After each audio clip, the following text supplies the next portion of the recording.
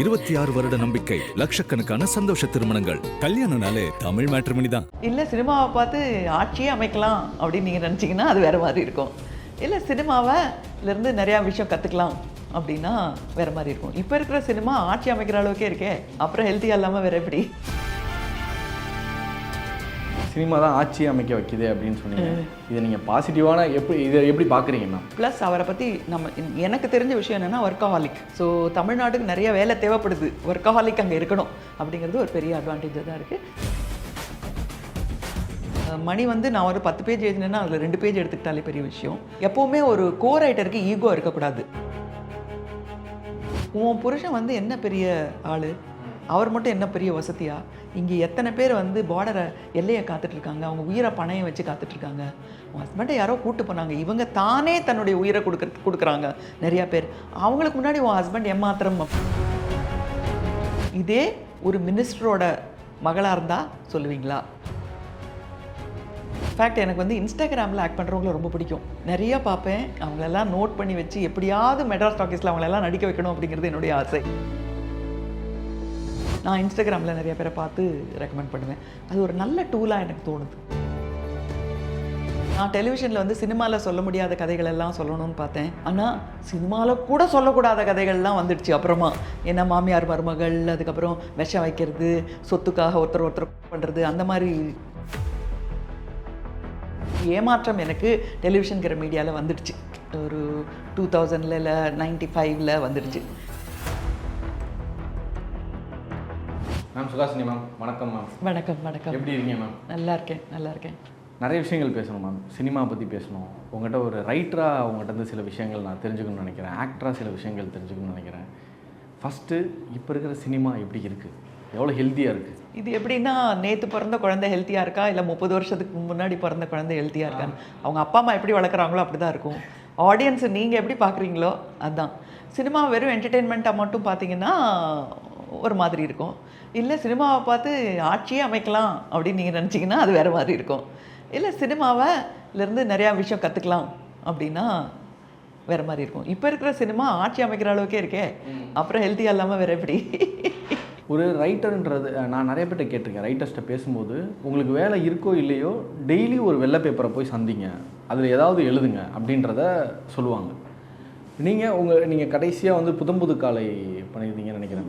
So அதுக்கப்புறம் நீங்கள் direction பண்ணல. பட் இந்த ஒரு மீன் டைமில் நீங்கள் அந்த பேப்பரை போய் சந்திச்சுக்கிட்டே இருப்பீங்களா? ஆமாம், சந்திச்சுட்டே இருப்போம்.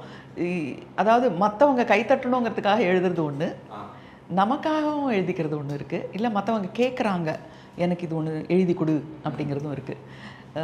மனோபாலா இருக்கார் இல்லையா, அவர் அவர்கிட்ட நான் ஒரு சர்வே மாதிரி எடுத்தேன். எப்படின்னா, என்னோடய குணாதிசயங்களை பற்றி ஒரு கோர்ஸில், அதாவது கிட்டத்தட்ட ஒரு சைக்கியாட்ரிஸ்ட் கேள்வி கேட்குற மாதிரி.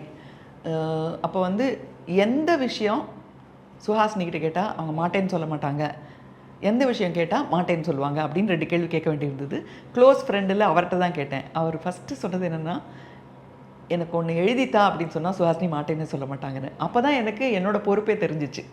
ரைட்டராக ஒரு ஒன்றும் இல்லை, வெறும் ஒரு ஃபங்க்ஷனுக்கு போகிறோம், அதில் ஒரு லான்ச் பண்ணுறாங்க அப்படின்னா கூட ஒரு ஸ்பீச் இருக்கும் பாருங்கள், அதை எழுதுறது கூட எழுத்து தான் என்னை பொறுத்த வரைக்கும்.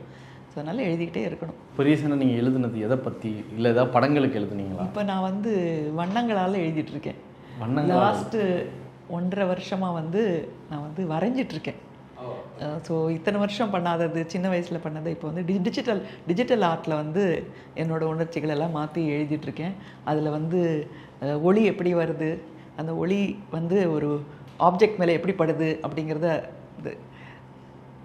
எழுத்துக்கு முன்னாடி இருந்த ஓவியத்துக்கு போயிருக்கேன். நீங்கள் ஆக்சுவலி ஸ்டார்ட் பண்ண நீங்கள் கேமரா ஸ்டாண்டாகவும் ஒர்க் பண்ணியிருக்கேன். இப்போ நீங்கள் அந்த வண்ணங்கள்னு சொல்லியிருந்தீங்க, டிராயிங்கும், ஏன்னா ரெண்டையுமே ஒரு விதத்தில் ஜாயின் பண்ணுவாங்கள்ல உங்களுக்கு? அது நிச்சயமாக நீங்கள் ஒரு 10 புஸ்தகத்தை நீங்கள் தூக்கி போடுங்க, நான் ஃபிசிக்ஸை தான் எடுப்பேன் என்ன அறியாமல். ஏன்னா அதுதான் நான் என்னோடய மேஜர். அதே மாதிரி நீங்கள் சினிமாவில் என்னென்னவோ தூக்கி போட்டாலும் அதில் சினிமாட்டோகிராஃபி எங்கே இருக்குன்றதை நான் தேடுவேன். அதுதான் மனித இயல்பு, அது விட்டு போகாது. ஒரு கோ ரைட்டராக நீங்கள் ஒர்க் பண்ணும்போது தான் உங்கள்கிட்ட இருக்கிற மைனஸும் தெரியும், உங்கள்கிட்ட இருக்கிற ப்ளஸ்ஸும் தெரியுன்றதை சொல்லுவாங்க. இப்போ மணி சாரோட அசோசியேட் ஆகி அவருடைய எல்லா படங்களுக்குமே மேபி ஒரு டைலாகாக இருக்கட்டும், எங்களுக்கு தெரியாது, அன்கிரெடிட்டட் ரோடில் நீங்கள் நிறையா கான்ட்ரிபியூட் பண்ணியிருப்பீங்கல்ல. அந்த ப்ளஸ் அண்ட் மைனஸ் நீங்கள் ஒரு ரைட்டருக்கு வந்து எப்படி தெரிஞ்சுக்க வைக்கிறாரு இன்னொரு ரைட்டர்? அதாவது நான் மணிக்கிட்ட இருந்து கற்றுக்கிட்டது என்னென்னா, அவர் எழுதின பெஸ்ட்டு சீன்ஸ் எல்லாம் நீங்கள் படத்தில் பார்த்துருப்பீங்கன்னு நினைப்பீங்க. இல்லை, குப்பைத்தொட்டிக்குள்ளே நிறையா போயிருக்கு. பெஸ்ட்டு சீன்ஸ் எல்லாம் கிழிச்சு குப்பைத்தொட்டியில் போட்டதை நான் பார்த்துருக்கேன். எனக்கு எப்படின்னா, ஒரு 4 வரி எழுதினா கூட அதை எடுத்து எங்கேயாவது பத்திரமா வச்சுக்கணும் அப்படின்னு தோணும். ஆனால் அவர் வந்து எழுதிட்டு இந்த சுச்சுவேஷனுக்கு சரியாக வரலன்னு தூக்கி போட்டுடுவார்.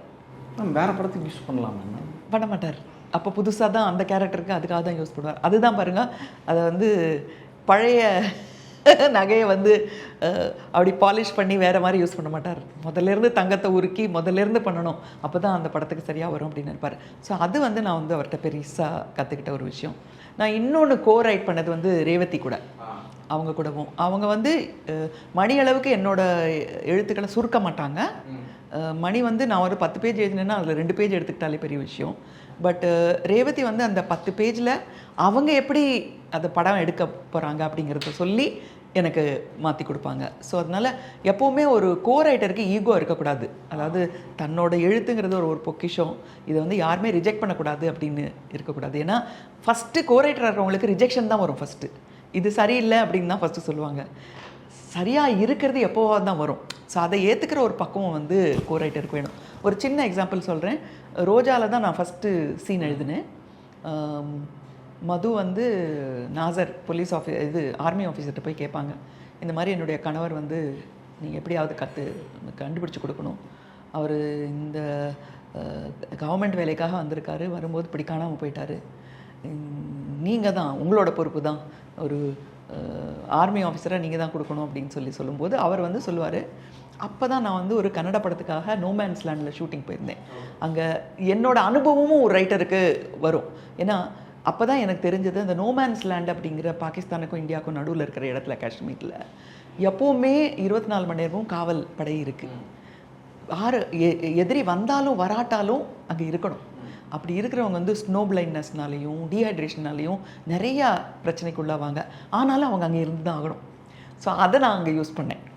சொல்லிவிட்டு நான் சொல்லுவேன், உன் புருஷன் வந்து என்ன பெரிய ஆள், அவர் மட்டும் என்ன பெரிய வசதியா, இங்கே எத்தனை பேர் வந்து பார்டரை எல்லையை காத்துட்ருக்காங்க, அவங்க உயிரை பணையம் வச்சு காத்துட்ருக்காங்க, உன் ஹஸ்பண்டை யாரோ கூப்பிட்டு போனாங்க, இவங்க தானே தன்னுடைய உயிரை கொடுக்குறாங்க நிறையா பேர், அவங்களுக்கு முன்னாடி உன் ஹஸ்பண்ட் ஏமாத்திரம் அப்படின்னு எழுதினேன். இது வந்து என்னுடைய அங்கே போய் அந்த லேண்ட்ஸ்கேப்பை பார்த்தது வந்ததுக்கப்புறம் அடுத்த மாதம் இந்த ஷூட்டிங் நடக்கும்போது காஷ்மீரில் நான் போனதுனால காஷ்மீரோட யதார்த்தத்தை பார்த்து நான் எழுதினேன். ஸோ இது வந்து ரைட்டரோட ஒரு அட்வான்டேஜ் தான், நிறைய ட்ராவல் பண்ணுறதுனால. ஆனால் மணி சார் என்ன சொன்னார்னா, ஒரு அடுத்த லைன் அவர் எழுதினார், இப்போ நீங்கள் என்கிட்ட சொன்னீங்களே இதெல்லாம், இதே ஒரு மினிஸ்டரோட மகளாக இருந்தால் சொல்லுவீங்களா அப்படின்னார். பிகாஸ் அது அந்த ரூபியா அந்த சமயம் நடந்துட்டு இருந்தது. ஸோ நான் என்னோட எக்ஸ்பீரியன்ஸை நான் பார்க்குறேன் ரைட்டராக.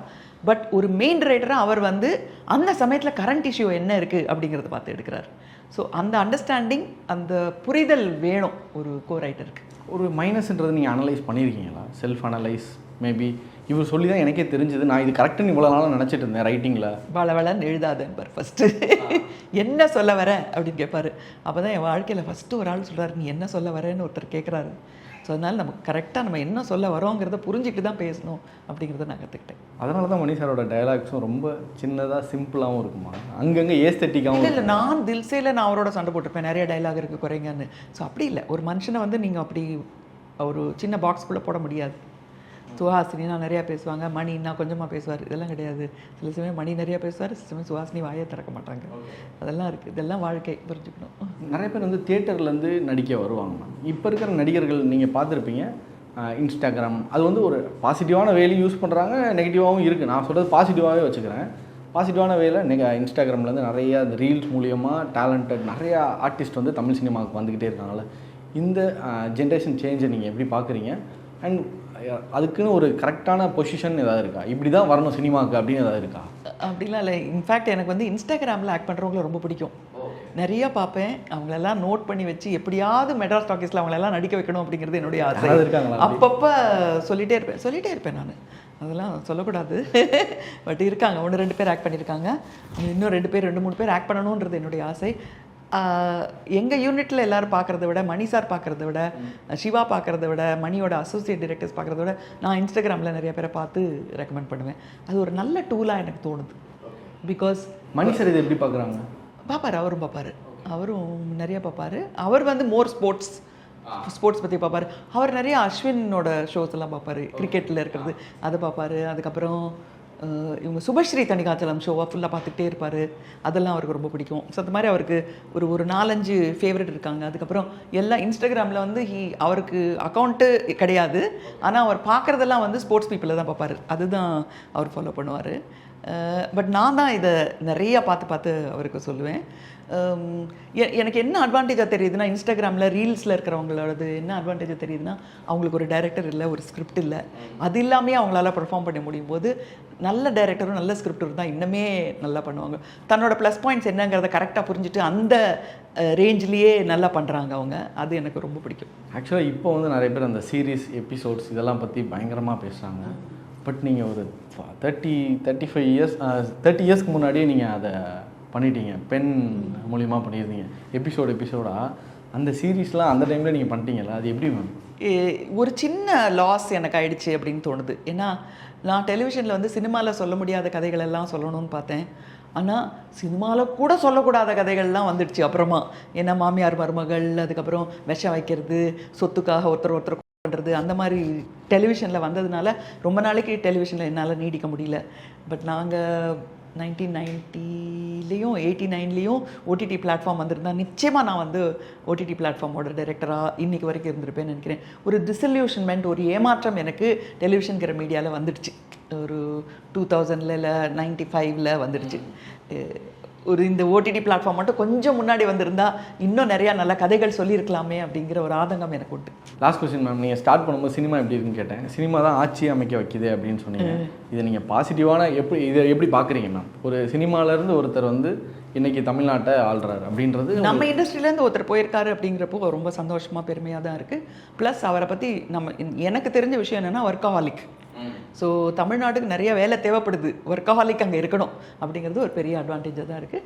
அஃப்கோர்ஸ் யங் பீப்புளுக்கு ஒரு ஒரு ஒரு டப்புன்னு ஒரு ஸ்பார்க் மாதிரி ஒருத்தர் அவர் நடந்து வரும்போதெல்லாம் அவங்களுக்கு சந்தோஷமாக இருக்குது. விஷுவலாக everything is good so far. And நான் சொல்கிற மாதிரி அவர் ஒர்க்கஹாலிக்.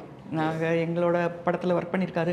ஸோ அதனால தெரியும் எவ்வளோ சின்சியர், அதெல்லாம் தெரியும். ஸோ இதெல்லாம் வந்து ஸ்டேட்டுக்கு மட்டும் வந்து சேர்ந்துச்சுன்னா ரொம்ப நல்லாயிருக்கும். மெட்ராஸ் டாக்கீஸோட அடுத்தது விஜய் சேதுபதி அண்டு சாய் பல்லவியோட ஃபிலிம் தான் அது. ஷூட்டிங் ஏதாவது சின்னதாக சொல்லலாம்? Ready to start any time. Okay fine ma'am. நாங்கள் வந்து விஜய் சேதுபதி சார் ஆல்ரெடி செக்கச்சவந்த வானத்தில் பார்த்துருக்கோம். பட் இப்போ வந்து ஒரு ஃபுல் ஃப்ளெஜ்டு ஒரு படத்தில் வந்து, ஏன்னா அது மல்டி ஸ்டாரர், இப்போ வந்து அவர் மட்டும்தான் அப்படின்றப்போ, அவர் இது வரைக்கும் பண்ணாத ஒரு ரோல் அது. இது வரைக்கும் இந்த மாதிரி ஒரு ரோல் பண்ணவே இல்லை. ஸோ அது மாதிரி. Thank you so much. 26 வருட நம்பிக்கை, லட்சக்கணக்கான சந்தோஷ திருமணங்கள். கல்யாணம்னாலே தமிழ் மேட்ரிமோனி தான்.